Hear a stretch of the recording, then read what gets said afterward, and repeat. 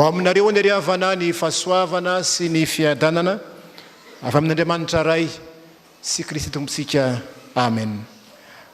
Ny fahefan'ny tenin'Andriamanitra ny zany no hevitra bandintsika amin'ity an'io ty riavana.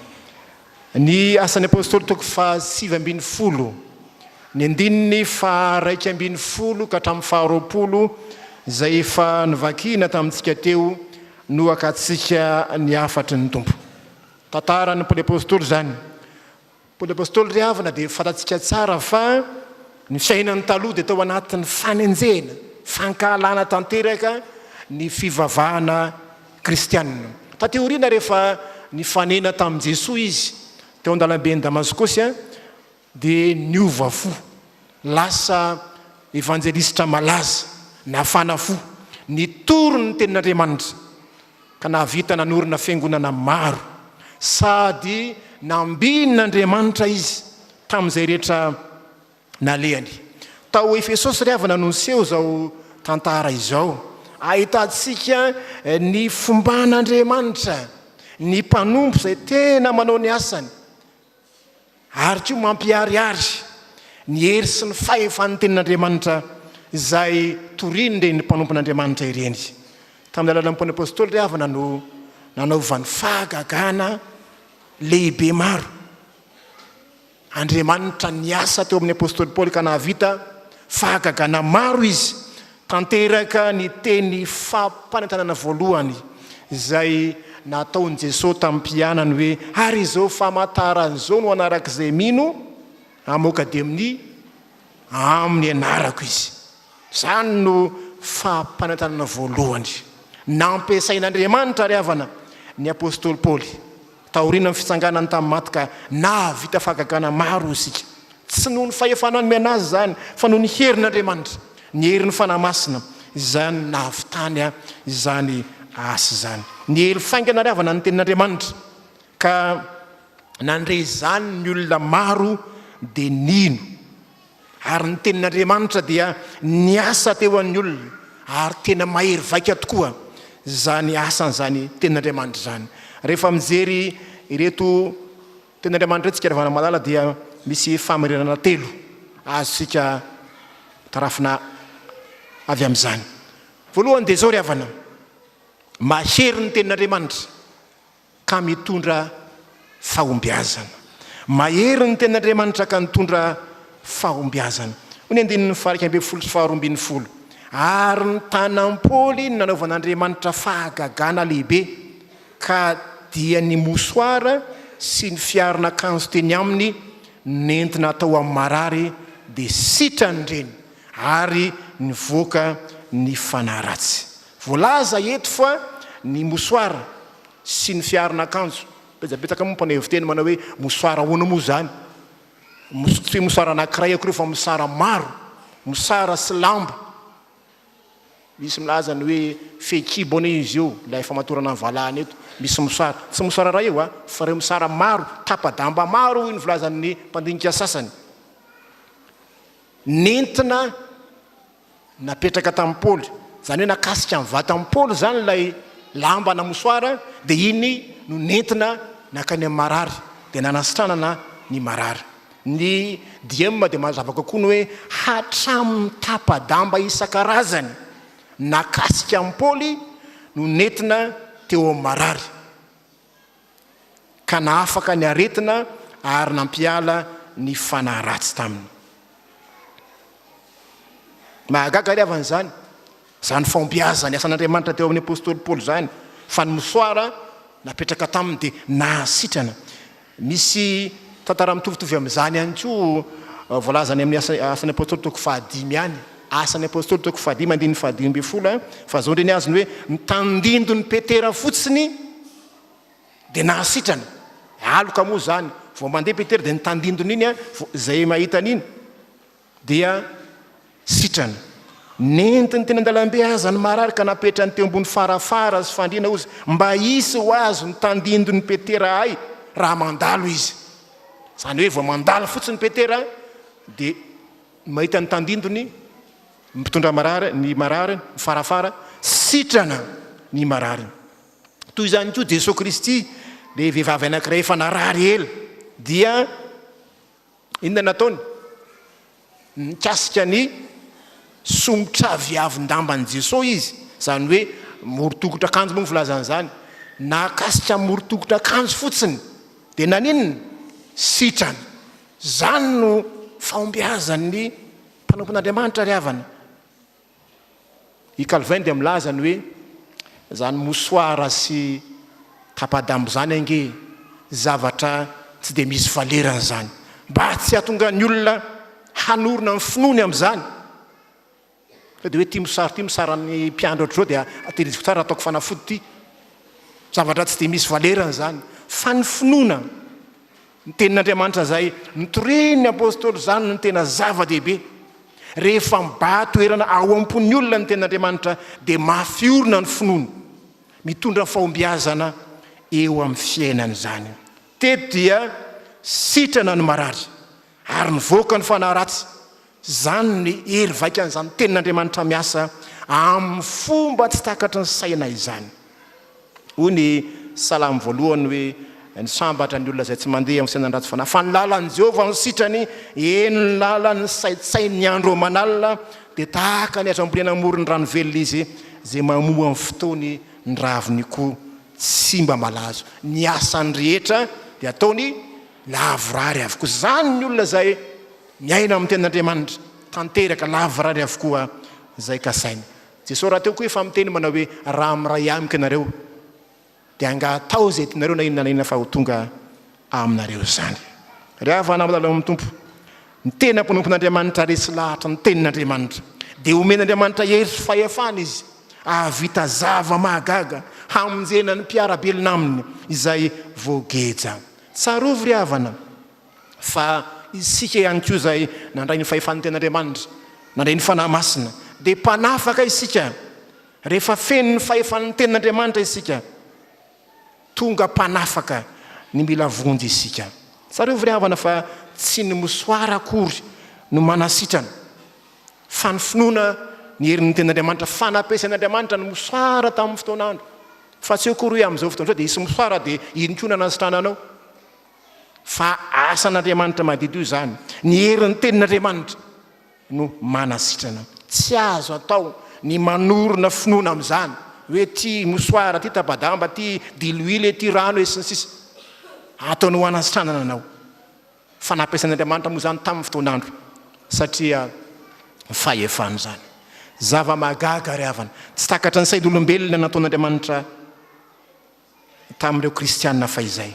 Ary amarininy aminao koa zany raha tena manao ny asanao amin'ny fony tokoa ianao eo ambanin'ny fitarian'ny fanahy masina, ka ny fahafahan'Andriamanitra manasitrana ny aretina maro manala ny fanahy ratsy rehetra teo amin'ireo olona fahizay, dia amantarana ihany koa ny fahefan'Andriamanitra androdana anala zay rehetra mety tsy ho fahombiazana eo ampanaovantsika ny asany. Rehefa manao ny asan'ny Tompo sika dia Andriamanitra no miasa. Azo antoka ny fitahin'Andriamanitra zay efa no tanterahan'i Paoly ary momba antsika mandrakariva izy. Azo antoka ny fitahin'Andriamanitra, aza misalasala amin'izany fa Andriamanitra dia momba antsika manota no mipandresika. Tsarovy ry havana, ny mosoara azy nampiasain'Andriamanitra mba anafahany ny mila vonjy maika ave fa ianao izay nomena ny fanahy masina, nomena ny tenin'Andriamanitra, teny mahery ao anatinao. Ny mosoara azy nampiasain'Andriamanitra, ianao ihany koa meteza ho fitaovana ampiasain'Andriamanitra hanafaka dia hita fahombiazana anao amin'izany asanao zany. Fa ny faharoa ry havana, mahery vaika ny tenin'Andriamanitra ka tsy azo vazivaziana, tsy azo vazivaziana. Teto ry havana dia misy olona, tokony olona maromaro priorio zany hoe olona mivezivezy mpandroka demoni, nanandrana ireo olon'ireo, nanandrana mba androka demoni amin'ny anaran'i Jesoa Kristy. Anisan'izany moa ny hoe zanak'i Skeva zay miverina fa toy ny mpisorona na mpisorona be hoy ny Soratra Masina, manana zanaka 7 mirahalahy, taranaka mpisorona nefa miseho azy ho namoaka demoni, nefa olona tsy nomena fahefana, misandoka fahefana, olona feno langa sy fitaka, kanefa dia niseho androka amin'ny tamin'ny fiseho sy ona moa zany, nahita ny fahombiazan'ny apôstoly dia mba iny ihany koa mandidina ao amin'ny Jesoa Kristy torin'ny Paoly aho izy.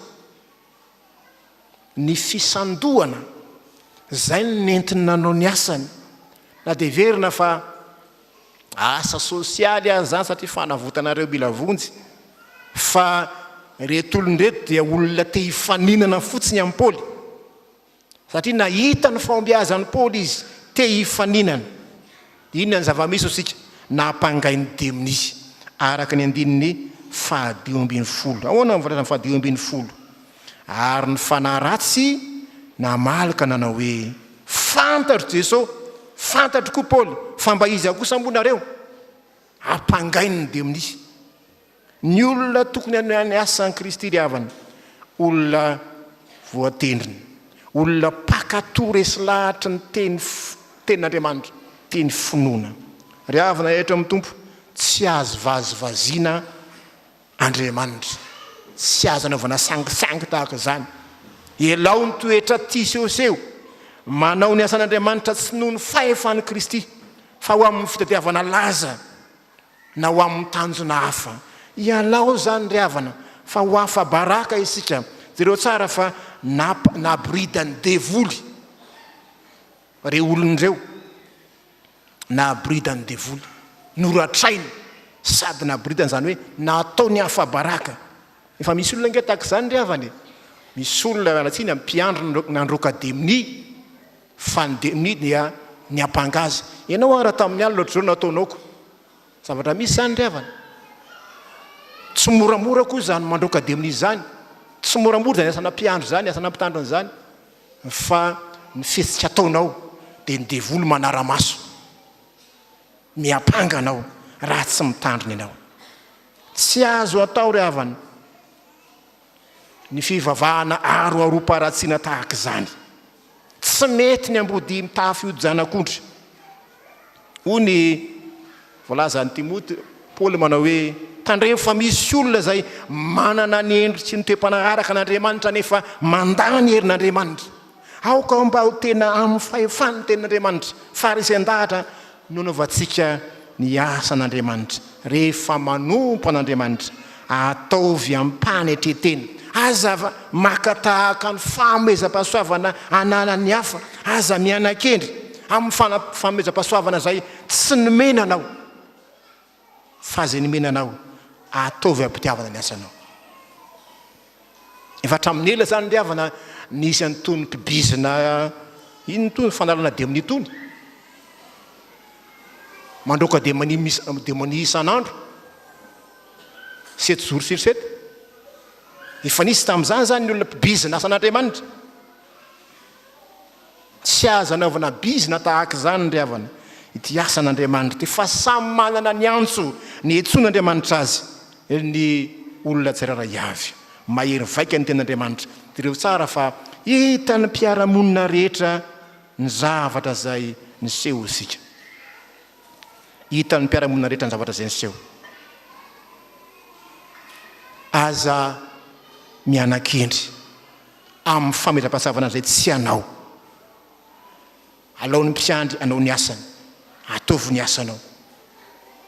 Aza mitsiritra ny asan'ny hafa, aza mitsiritra ny fahombiazan'ny hafa, tanterao ny fanomponao zay ny fanarahanao tamin'ny Tompo. Fatelo farany ry havana, mahery vaika ny tenin'Andriamanitra ka miteraka farisean-dahatra na ho an'ny tsy mino azy. Itsika tsara ry havana fa hitan'ny olona maro ny zavatra miseho teo amin'ity tantara ity tao Efesosy moa zany, dia niaiky ny herin'Andriamanitra ny olona rehetra, niaiky ny jentilisa, nandoro ny odiny, nandoro ny boky tsampiny. Eo amin'ny 7:20. Ary maro ny mpanao ody, le mpanao mazio zany, nanangona ny bokiny ka nandoro azy teo masin'ny olona rehetra.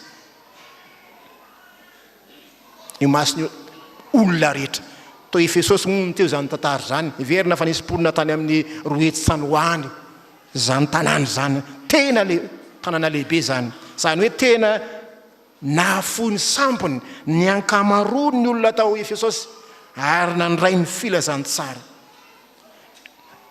zao ry havana ny tsarovy ny zavatra dorana dia tena afoy tanteraka fa tsy hoe aprimany amin'izay tsy hitan'ny olona dorana dia afoy tanteraka tahaka zany ny olona fa asan'ny mpiandro zany rehefa misy olona tapa-kevitra dia dorana avokoa ny sampiny rehetra fa tsy hoe aprimina na alevina azy dorana avokoa mba ho levina tanteraka jereo tsara fa vao totala izy ny tokom-bidiny hita fa vola fotsy dia mialina vola be ne zany ndry havany boky fianarana mazy zany boky misy ny secret-ny mazy zany ny akabeazan'ny olona tao zany mpanao mpisampy vola fotsy dimy alina zany hoe vola fotsy dimy alina zany dia hoe denaria dimy alina ny denaria anankiray dia karaha man'olona anankiray ao anatin'ny ray andro dia kotikoty io zany raha farany ambany raha 5,000 ny karaha mpanao isan'andro anankiray dia ohatrin'ny zany 500 tapitrisa ariary zay zany ny valeran'io raha 5,000 zany farany ambany zany ohatra midorana teo no eo zany zavatrarehetra zany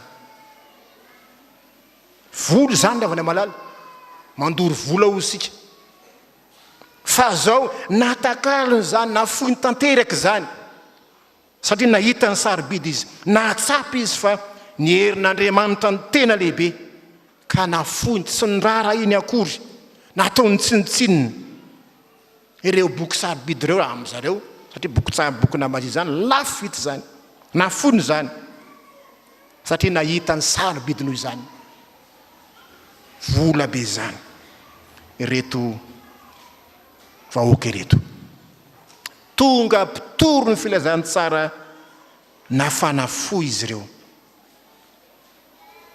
nampiely ny filazantsara rehefa nahitra amin'ny tompo toy zany ny fihetsiky ny kristianina tena babo ny Kristy rehefa Kristy ny mahery vaika eo amin'ny fiainanao ry havana rehefa ny tenin'Andriamanitra mahery vaika amin'ny fiainanao dia mandevitra avokoa ny zavatra rehetra afoinao ny zavatra rehetra satria nahita ny sarobidy ianao ry havana rehetra amin'ny tompo mila kristianina resy lahatra toy izany ny tompo inona ny zavatra manakana anao tsy andray ny filazantsara tsy andray an'i Jesoa Kristy ho tompo sy ny mpamonjy ianao doro zany ialao zay tsy mahasoa fa mitondra any amin'ny elo zany poteo ny asan'ny satana sy ny heriny rehetra zao ny tenin'i Jesoa hoe rano tananao no manafotoananao daonao izy esory ala ranomasonao alaonao po maso makany an-danitra tsy zay maninona manana maso roa nefa very aizy any amin'ny elo famoizana fandraisana fanapa-kevitra entitra ry havana zany finoany zany fahafoizana fialana amin'izay rehetra tsy araka ny sitrapon'Andriamanitra ny olona resy lahatra dia mahafoy miala amin'ny zavatra ratsy fa tonga nahafoy ny zavatra rehetra kosa ho an'ny tompo inona ny zavatra reverinao fa tena hoe ty zavatra ataoko ty manakana tsy andray ny filazantsara tsy any tompo esory zany ialao zany fanapa-kevitra entitra tahaka zany no andrasan'ny tompo amintsika ry havana rehetra amin'ny tompo famarana telo ry havana no voarantsika teo ary famarana an'izany mahery vaika ny tenin'Andriamanitra ka mitondra fahombiazana ho an'izay rehetra manao zany mahery vaika ny tenin'Andriamanitra ka tsy azo vazovazina fa samy manana famezam-pahasoavany ny olona tsiraray avy mahery vaika ny tenin'Andriamanitra ka tena miteraka faharesan-dahatra goavana eny ho an'izay tsy mino azy enao kory havana malala raha isy ny tenin'Andriamanitra iaino zany ankatoavy zany ary taovy amin'ny mpitiavana ny asa fanompona zay nandrahan'ny tomponao ho azy voninahitra ho aminao ny fiadanana amen